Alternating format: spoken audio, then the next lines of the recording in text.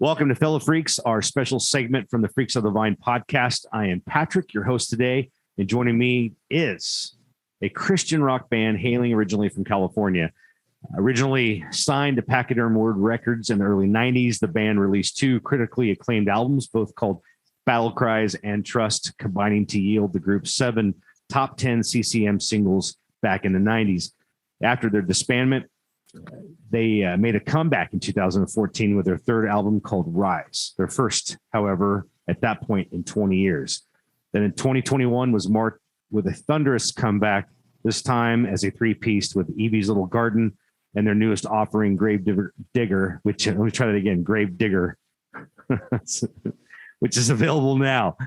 A band that I have personally been a fan of for 30 years. We will discuss all things regarding them on Fellow Freaks. Please welcome my friends Stayce, Malcolm, and John of The Brave. Welcome, brothers. Thank you. Thank you. Thank you for taking part in our little, everybody has a podcast. We make this joke all the time, this reference. Everybody has a podcast, but a lot of them suck. So we're going to try not to do that. And you guys, welcoming you into the fold here.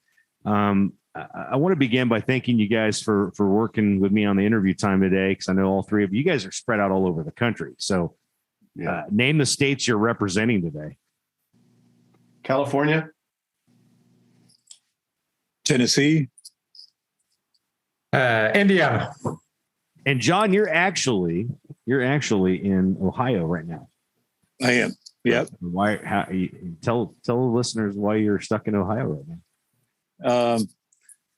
My day gig is playing drums for Trace Atkins, and we're on tour right now, playing a show in Van Wert, Ohio. Okay, very cool. Yep. Trace is a good guy, isn't he? Great guy. He's a great actor too. Yeah, he's gotten better. Yeah. I mean, he's really doing good. Yeah. That's awesome. And let's jump right in. I want to talk to you guys about the Brave here and the comeback you guys have made. And obviously I would highly recommend, which we will put in the description links, the link of your website for the band. But Evie's Little Garden came out last year. And I got to just jump right to it. How did you guys, after 2014's Rise album, which obviously that's third album, third singer. So Stayce, you're now handling vocal duty. Yeah, I'm actually the fourth singer. Right. So yeah, I would say the Rise is your third, and then now you're fourth. So 4 albums, and then you're the fourth guy. We'll talk about your chops here in a second, which we've all been very blown away with. But how did this Evie's Little Garden come about? It's John's fault. Actually, they got a hold of me. Fred, the other guitar player that used to be with the Brave, got a hold of me, telling me, man, we should start doing some more stuff again. You should hear the stuff that Stacey's got going. So he sent me a couple things that I guess that I know now that he wasn't supposed to send me. And I had Stacey singing on it. And I was blown away. I was like, that's like Randy reincarnated almost, And anyway, I was blown away. I thought it was actually Randy singing from back in the day, maybe an older demo or something. And the stuff blew me away. And anyway, that got Stacey and I talking again and all that kind of stuff. And when I say talking again, we were never on bad terms. I mean, life had gone by. We had not seen each other in years. So anyway, that's how it started. That's how it started to go from there. And then next thing you know, Stacey sending me something to put drums on, and it was just like it was meant to be. Wow.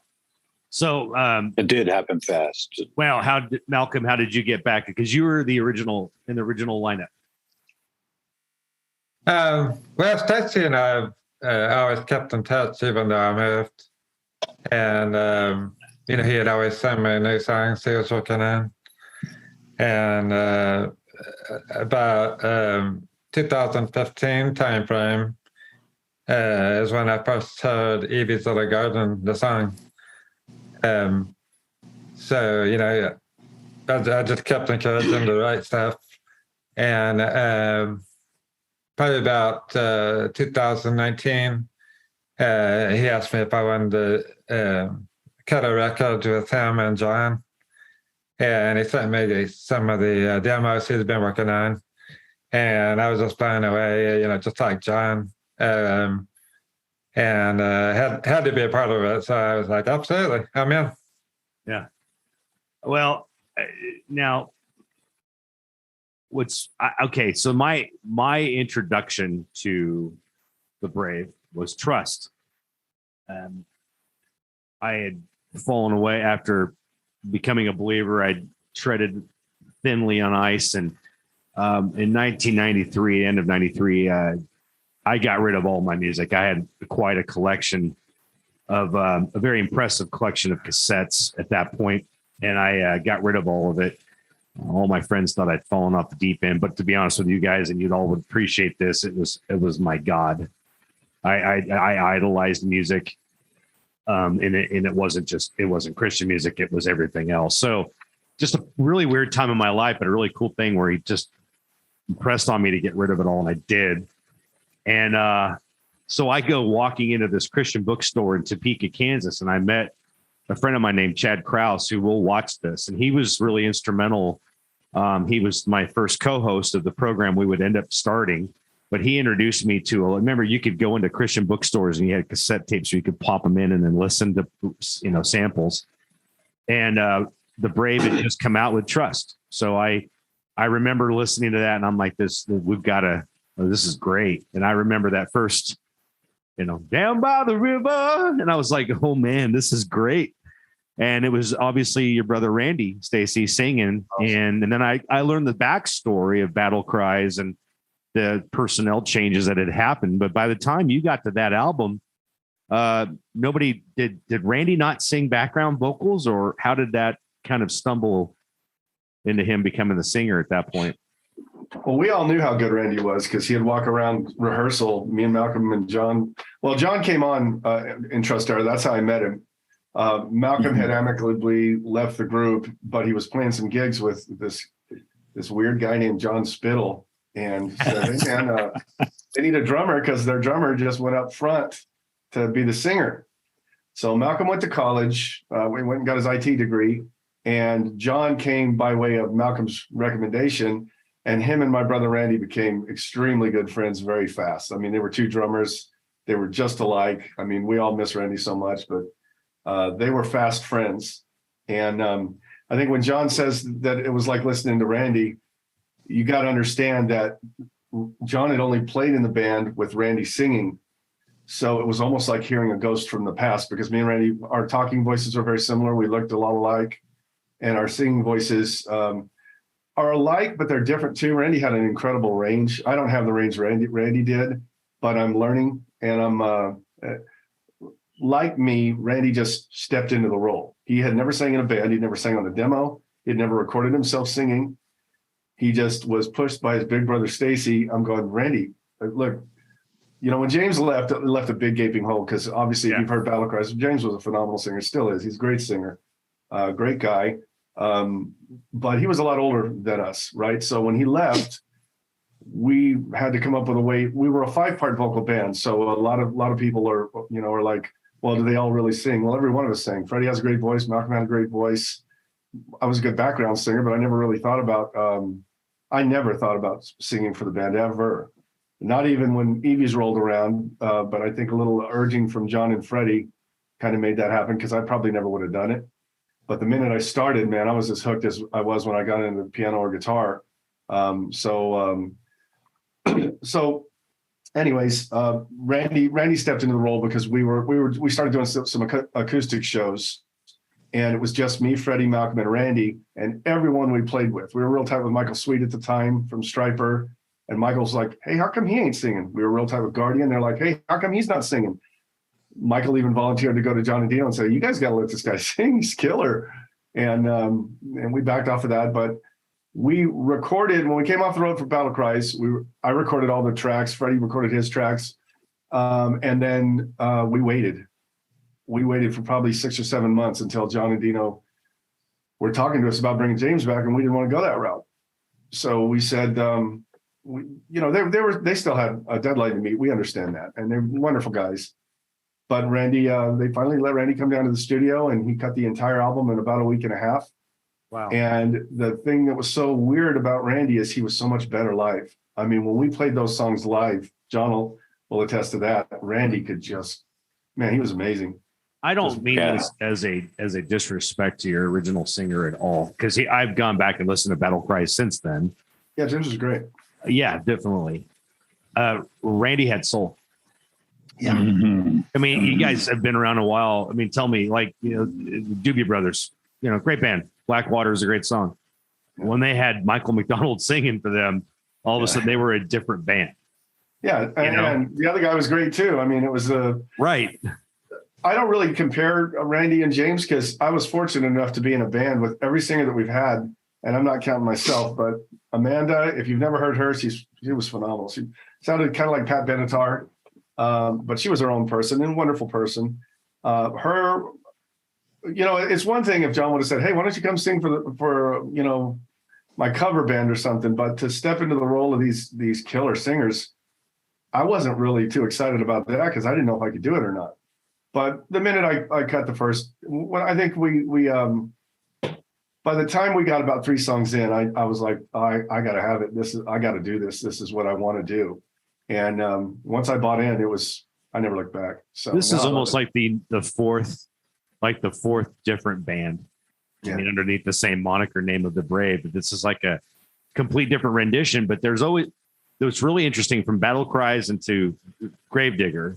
Yeah. There is obviously something that's very similar on all 5 records, and has probably a lot to do with you, Stacey, because of your play style and everything. But the fact that you guys are able to pull this off, and Evie's Little Garden is a great record. I really enjoy it. I'm blown away at Gravedigger. Thank you. I cannot stop listening to this. It's been playing for a good solid 7 weeks now. Spotify, it's just my go-to. And I typically don't listen to anything that long, but I'm really impressed by it because it's just natural. Would that be a fair? Yeah. How, John? I think what you're talking about is that one of the things that the 3 of us are always, first off, I have to say, I've never been in a band where I'm so excited to play with people as I am with these 2 guys. If Freddie was here with us, that would be even better. But he's just not part of the project at this point. But these 2 guys are, I've played with some heavy cats. So's John, so's Malcolm. We've played with some guys that are up there, and I don't think any of us ever felt limitations. Really, I think we had more limitations when we were recording Battle Cries than we did anything else because there was a certain way we had to sound that we were really kind of having to, wean ourselves off the way we sounded before we got signed and kind of become something a little bit different. Sure. Because now there were people involved that had vision for us and stuff. But the difference between Evie's and Gravedigger is it's organic because there's no stage musicians. There's nobody playing a part for us. And I'm not saying that's how Trust and Battle Cries was. I'm just saying that what you hear is what you get. This is what we sound like. Absolutely. So it's every time I send the tracks to the guys, so I'll write a song, I'll send it to these guys. I don't tell them what to do. I just give it to them, and we're all at a level to where, and it works a couple different ways. John can tell me a particular drum beat to kind of go for a vibe, and I can do that, and it launches a new song in my head, and I'll send it to them. By the time it comes back, you don't even know where the song came from because we're all inspired by each other. That's great. It's Malcolm and John, can you guys talk a little bit about being the rhythm section with Stacey? What's the dynamic there? Well, for me, it's it's great because when Stacey writes a song, he writes it from beginning to end. When he sends it to me to put drums on, it already sounds like a finished product. I mean, he programs drums and he puts his ideas at least as like a roadmap, you know. Sure. But what's great about it is he lets me play how I play, but what he puts down kind of gives me ideas sometimes. Like, ooh, I like that vibe that he put there, or he did this here. But he doesn't tell me that's how the drums have to go, if that makes sense. Yeah, it makes total sense. So, it's a roadmap, but it doesn't have the beast on it yet, right? No, I guess. And then, I would say the two beasts. Yeah, I put my drums down on it, and I get to play how I want to play. I don't have a producer telling me, well, let's copy the fill from the first verse to the second verse, and you don't have somebody doing that, right? So I get to put my stamp on it, I guess, and then it gets sent to Malcolm so he could play to the drums. And then when Malcolm plays to it, it's like a whole other beast, a whole other door that opens up. Oh. So then Stayce gets it back, and then he recuts certain guitar parts and stuff to match what we're doing. Malcolm, when you get to your part, and I don't know, I'm a fellow bass player, and we're always the joke, right? But bass playing wise, I have a great deal of respect for what you do. Your groundwork is so consistent, and I think that's something that's a lot of bass players just lose. When we all know, the two of us probably grew up, we're big fans of like Chris Squire and John Paul Jones, and there was some things that they did that was just outstanding. At the same time, that driving force has got to be held down in order for a rock song or any song. Doesn't matter, what genre you're talking about, but you know what I mean. That's you are a special player, brother. So talk about when you get it and how impressed you are with that. I'm always telling Stacey that, John, he makes it easier for me because he's a bass player drummer. I mean, he's just got such a cool groove. So it's just easy for me to follow that. I noticed that right off the bat, the first time I played with him, just fell in love with his playing. But anyway, it's just easy for me to go up with John because he's got a good solid, consistent groove, but he throws some wingdingers in there sometimes. So I kind of scratch on my head. How do I get around this? Malcolm, what all musicians are is they want to be bass players. So I try to play. I try to play as steady as I can, but still be flavorful. One of my big mentors growing up was Ross Valerie from Journey. Oh yeah, he's just a great player because he's not real fancy. He throws some good tasteful stuff in there once in a while when it's needed. But he always played for the song, and that's what I try to do. Dude, nobody played a fretless bass better than Ross Valerie.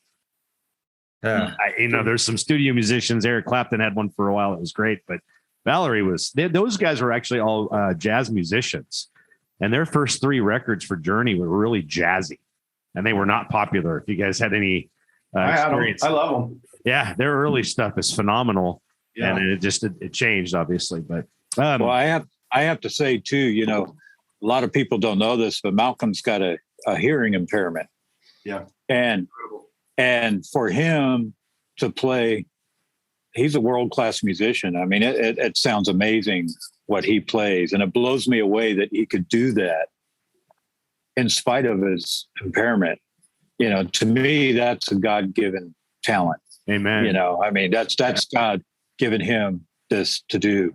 Even our bass, like the bass player Chris out here with me with Trace, has heard this stuff and goes, man, Malcolm's groove is just killer. How does he do that? Yeah.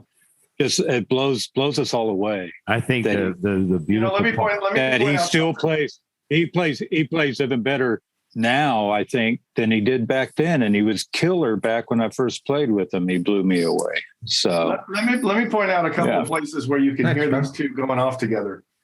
At the end of On Evie's Little Garden, listen to the end of We're Not in Kansas Anymore. When I send them something and I just want them to do their thing, they already know what I want. I just want them to have fun.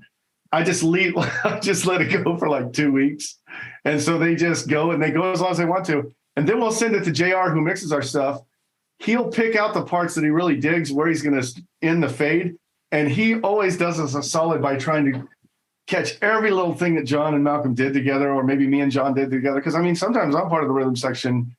We're all just synergistically going off on it. But another place, and I think this really highlights Malcolm's Ross Valerie influence. On Someone Watching Over Me on Gravedigger, the breakdown just before the outro, he's going boom, boom, boom, boom, and he's following John to a T.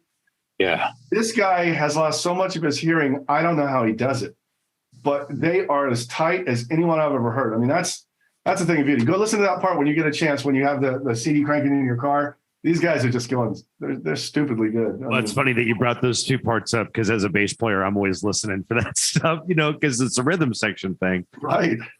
Malcolm, would you think that maybe a lot of your ability to still play as well as you do, and I know you're a very humble man, but do you think it's the feel of the thrust of that bass that you're able to really play through the difficulty that you have, the disability?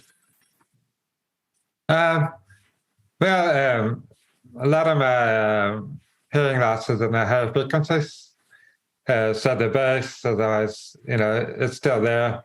I can hear the drums great, and bass really good. So that's really all I need. I hear the guitars and keyboards and vocals too, well enough to be able to figure out where I am. But as long as I can lock into the drums, I'm good to go. That's awesome. Well, kudos to you, brother. Dude, all three of you guys do a great job. I wanted to ask you guys about, there's been a resurgence lately of a lot of the bands you guys first were playing with back in the early 90s, making a comeback. Stryper's kind of always been around, but Mike stepped out and do a lot of different things. He even had a little gig with George Lynch for a little while. You guys knew that or not? It's pretty cool. But to see Fear Not make a comeback, you guys, there's a Precious Death is actually working on. We interviewed Christopher Scott 2 months ago, and Chris is a fantastic brother in the Lord. He's a pastor, and he and the original guys are all putting together new tracks, and they're just bouncing it back and forth. And it's really cool to see music for us 50-year-olds. Right? I mean, and I've brought this up to Monty Colvin and Chris and Jimmy Brown and the like. There was a period, and I was getting into Christian music for the first time myself, 93, 94. And there was something special going on that now we can look back and see what was blowing up. But some of the best bands, some of the best records of any genre of rock came out probably between, in that time frame when Nirvana and all the, the grunge stuff was really overtaking. And of course, bands like secular bands like Motley Crue and everybody else were falling by the wayside. There's an influx of some of the best Christian music ever made in that time. You guys were experiencing that. Anything stick out to you from back then? I think just how fast it changed. I mean, we I think people always look at us as the band that was just signed right at the tail end. It's like if you became a realtor in 2007. Just bad timing, Right before the housing market crashed. Yeah, I think if we had come around, if we had, we didn't miss the window too much farther along than what Guardian, where they started, but they were there early enough to really make an imprint, and we were kind of following. They followed in Stryper's footprints. We followed in Guardians. Fear Not followed in ours, even though we weren't. We got signed relatively close together. If you could have pushed all of those bands back about 3 years, we all would have been in just a big, everybody would have been way more popular. I think a lot of more great bands would have been discovered. because I'm sure right around 94, we missed out in that period after that on great bands that were around that no one ever got to hear. Because if Agreed. you didn't sound like grunge, nobody would sign you, you know? And nobody could really tell you what grunge sounded like. So yeah. Yeah. Well, it was just a movement. And I think a lot of it, we can look back now. And I mean, I think we were all tired of trickster type of bands, and it's not, Jackal. sure those guys were fine and good dudes, but it was just regurgitated. It started sounding alike. Yeah. Yeah, it really was. And that's why I think, and that's why I have a couple friends. I have two friends that claim that Battle Cries is the best album, one of the best albums in the 90s. And I'm not disagreeing. For me, it was Trust, because that was my jam. It was like, it just hit me. And everybody has their own thing. Like, not everybody likes the band Deliverance. I happen to be a huge Jimmy Brown fan, not because of what Deliverance always did with the thrash. It's their other stuff. Yeah. He is one of the most creative songwriters I've ever heard before, but nobody knows because he's labeled with the name Christian on him. And I think a lot of bands had suffered that. And that's why when we had that program, we were playing, people would call up, do you have shot from Stephen Curtis Chapman? Mm-hmm. Nope. Because they could play him anytime they wanted to, and we had a window of opportunity to play what we wanted to. So The River was one of our, Tomorrow was probably our most requested song from you guys. And that, oh, wow. It has stood the test of time, but yeah. So this is like, what do you call it? Fandom here for me. We're all fans of somebody, man. Right. All right. I want to respect for your guys' time. I want to ask you one last question, and I have a final four. I'm going to ask each of you to all respond to it. It's kind of a fun way to end the interview here in a minute. But when you with what's going on now with what is your favorite track of Grave Digger? And I know that's a tough one, but can you tell me something that just on the recording that you really each of you enjoyed the most? I guess mine would probably be The Undertaker. Yeah. That's a fun. I can't wait to do that live. Which, by the way, we will be playing at Immortal Fest 2 next year. It'll be our first show, and that song's going to be in the set. So that's great. That's my personal favorite. John had challenged me on, hey, can you write something kind of in this vein? And so I went and sent him something a couple days later, and he loved it. And the three of us developed it, and I just love the way it turned out. It shows the synergy between the three of us. Yeah, absolutely. I would agree with that. It's a fantastic song. Thank you, Malcolm. How about for you? Well, it was really hard to pick a favorite from Grave Digger. But I think I'm with Stayce in that The Undertaker that song just smokes. And I don't think I really realized it until I was playing it in my car one day, and I pulled up to Lowe's or something, and the volume's up pretty good, and man, it's just shaking in my car. And I just started grooving, and I'm like, man, this song jams. Yeah. You look out the window and everybody's staring at you. It was almost like it was the first time I heard it or something. That's awesome. Yeah, these guys, man. It's almost surreal to hear your own self through a recording, I'm sure. So that's great. Totally is. John, how about for you? I think it's unanimous. I think it's Undertaker. And for me, it was because Stacey asked me, man, if you guys ever have a song in a vein of a style of a band that you want, just give it to me and I'll try and write something in that style. So I said, King's X, write something King's X, like Dog off a Dog Man or something like that. And literally a couple days later, the song was sent over. Yeah. And it to me, it just, if I could pick one song from the Brave that really fits the Brave, that would be the song. It just is killer. Yeah. I like I said, the entire album to me, guys, it's so hard to say this because it's like, there's so many great people. You guys have Amanda and your brother, Stacey, and, there's so many great people, but the Gravedigger, standalone for the three of you guys is an achievement, is really an achievement. So Thank you. my hats off to you guys. You really nailed a great rock album, and it's just Thank you. inspiring. And thank you for being so forthright with your lyrics. I think, we're in a really weird time. Yeah. Daisy, not just for you because you live in, California. They got it easy. I don't want to hear either one of you complain about gas prices. Yeah, that's why he's riding his bike everywhere he can go. I've lost all this weight.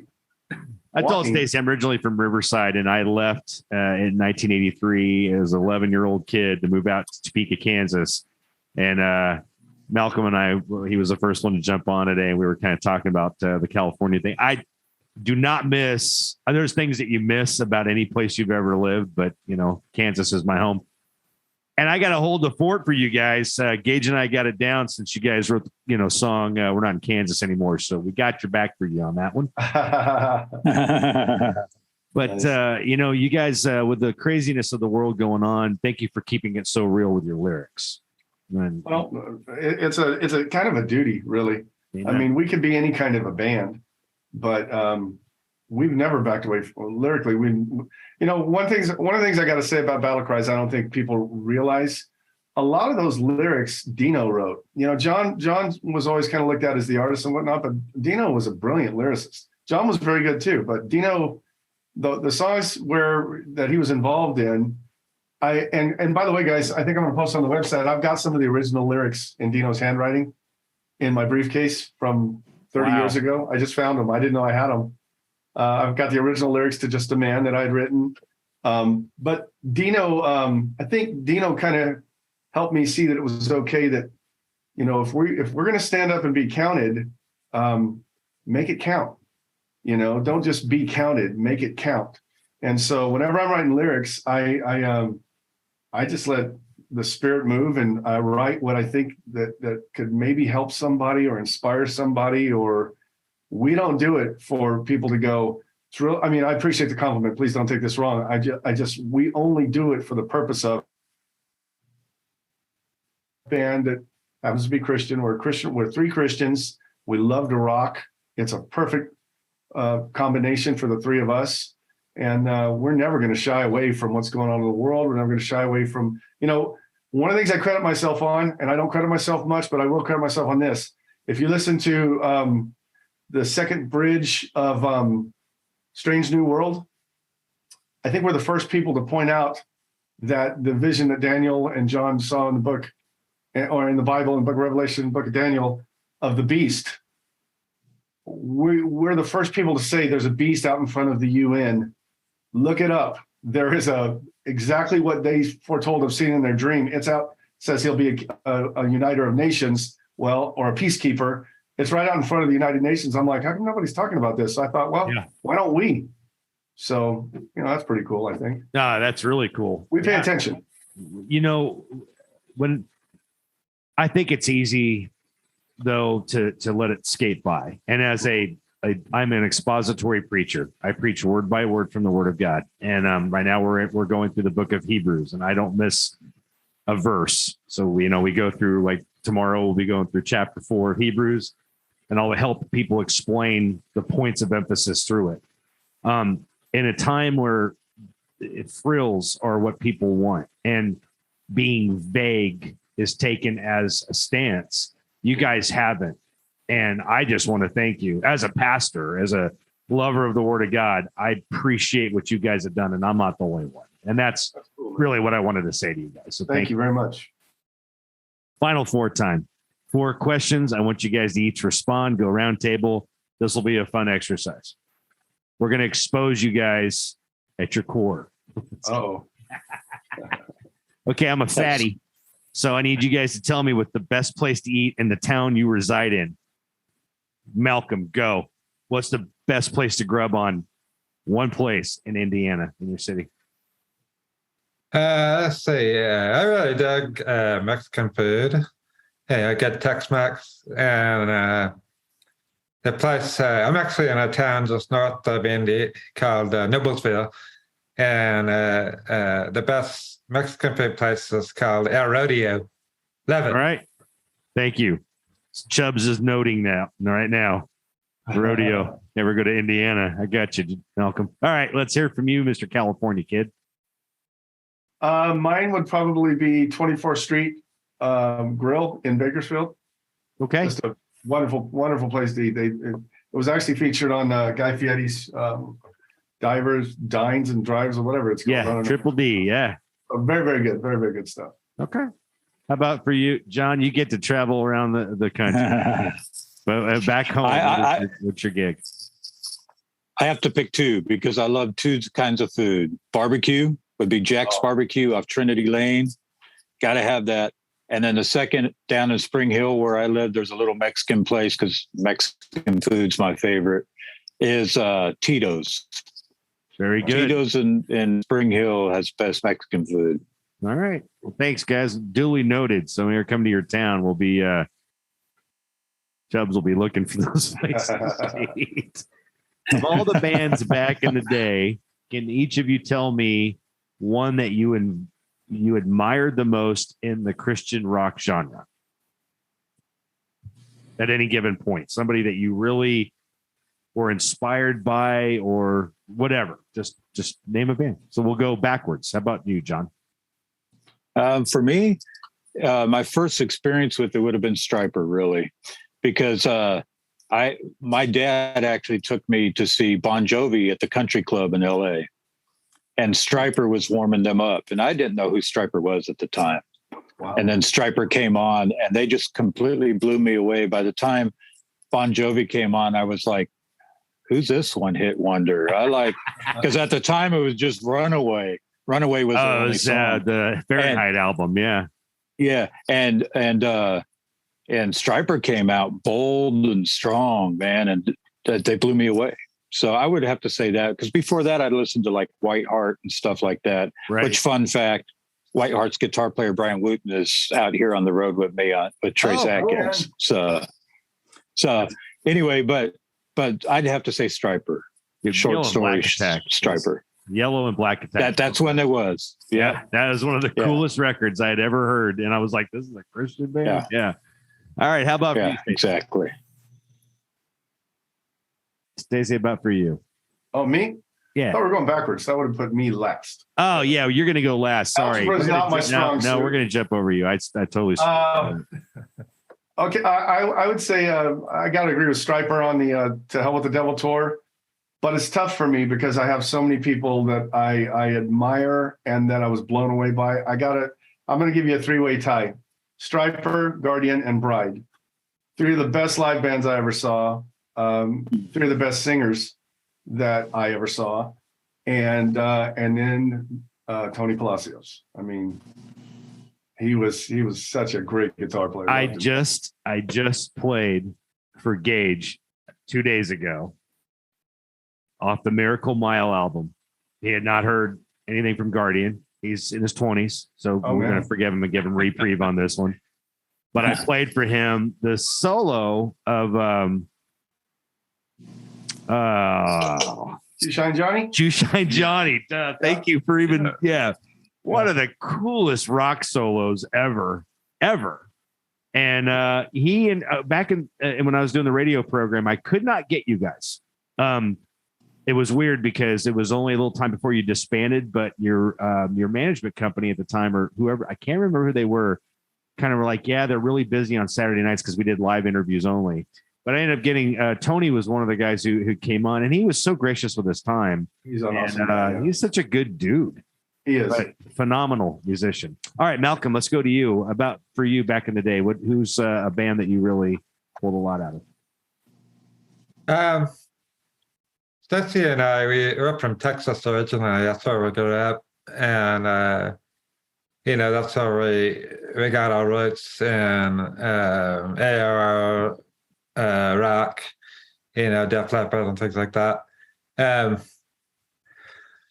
So for the Christian scene, we had a friend that kind of introduced us to that, Max McAdams. And, but he was more into like old school Petra, Sweet Comfort Band, And we were like, yeah, that stuff is cool, but, not really doing it for me.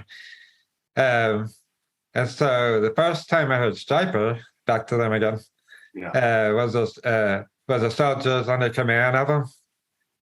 And man, I was like, these guys are Christian? You gotta be kidding me. They jam. They didn't sound like anybody, Christian. Right. It sounded like the stuff we were listening, the secular stuff we were listening to. So I was just Stayce and I were just felt blown away by those guys. I got to tell you guys, because you would appreciate this, a quick Robert Sweet story. He was in King James for a little while. Yeah. That actually, I think they came out with something maybe in the last 2 years. So they might have got back in the studio for old time's sake. Well, they signed and they were mid-90s.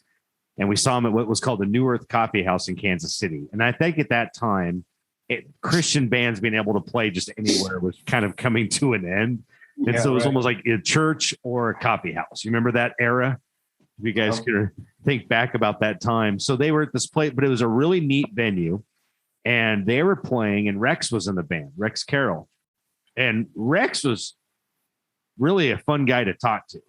Robert kind of kept his distance a little bit, and I think he wasn't feeling too well. But when they're playing, the house kit was falling apart. And you know how high, John, you know how heavy he plays. Yeah. Right. All right. Well, he played himself away from the kit, and like the cymbal had worked its way away. So they came to a breakdown, and he has to sing it sticks. Instead of hitting the cymbal, he throws it, picks another.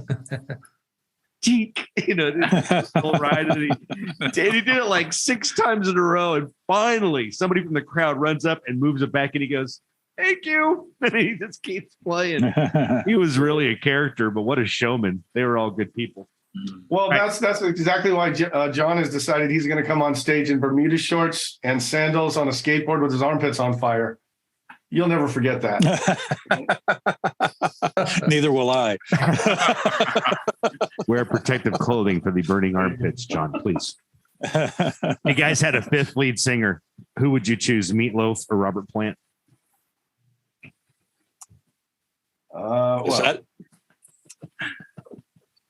This is a stupid question. I just wanted to see if you guys would honestly answer. Loaf was pretty good. Loaf was pretty Robert good. Plant. I mean, he wasn't Robert Plant. We'd have Robert to go Plant. Yeah. Malcolm, got an opinion in there? Eddie Vedder or something? You're going to just go in the left field on this? Malcolm thinks it's a food question. Meatloaf or some plant-based food? Yeah, sure. I'll take some meatloaf. I'll take the plant-based. The side of Robert Plant. Yes. All right. Any chance you guys are going to play in the Midwest? Ever? Heartland. I know that's tough. You guys are all really busy. Well, we're going to do Immortal Fest. That'll be the kickoff. And from that point on, we hope to be doing some shows. I mean, wherever we could find festivals or shows that we could do. That's my opinion. I don't know about these guys, but I think we plan. I don't think Immortal Fest will be the last show we do. No, I agree with John. I think that's where we start. The only thing that we do need to, make sure people understand is our demographics don't put us in a town near you. So, to Immortal Fest's credit, they provide what the bands need in order to get there and actually make a little bit of money. Right. So you're not worrying about, hey, do I have enough gas to get back to California? Right. Or when I get back to California, am I going to have enough money to pay for gas to refill this car? Plus, we have other people that are going to play with us. So we're kind of working on the guitar part. If the Lord brings Freddie back, then Freddie will be back, and then we will be hard to deal with because we'll be a pretty formidable band.